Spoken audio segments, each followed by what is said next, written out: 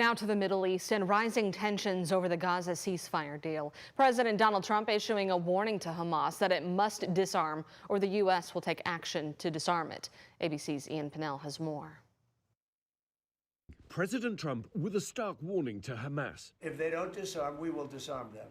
They know I'm not playing games. Just one day after brokering a historic hostage exchange and ceasefire, our Karen Travers pressing Trump on the deadline he'll put on Hamas to give up its arms.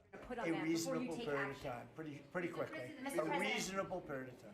Trump's warning comes as Israel accuses Hamas of violating its ceasefire agreement, failing to return all bodies of hostages who were killed. We spoke to Ruby Chen, father of Itai Chen, one of the two American hostages whose bodies are still being held by Hamas. As I told the president yesterday, the job is not done.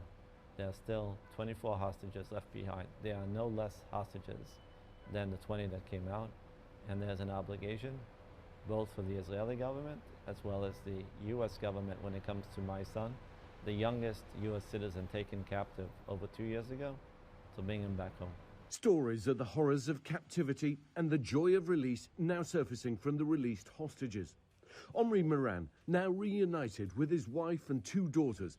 We spoke to his brother-in-law. When I saw him with the girls, I realized that I was waiting for that even more, because those girls were waiting for him for so long, speaking to him, dreaming about him, talking to a poster as if that is there. On Tuesday, the bodies of 3 Israelis were handed back to Israel.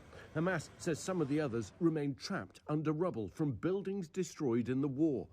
Palestinian prisoners released by Israel now returning to a home that's unrecognizable. This man came back to find his wife and children have been killed. My daughter's birthday was supposed to be in 5 days, he says. My loved ones, they're dead. The United Nations and aid organizations now hoping to scale up operations to begin to ease the humanitarian crisis in Gaza. Ian Pannell, ABC News in Tel Aviv, Israel.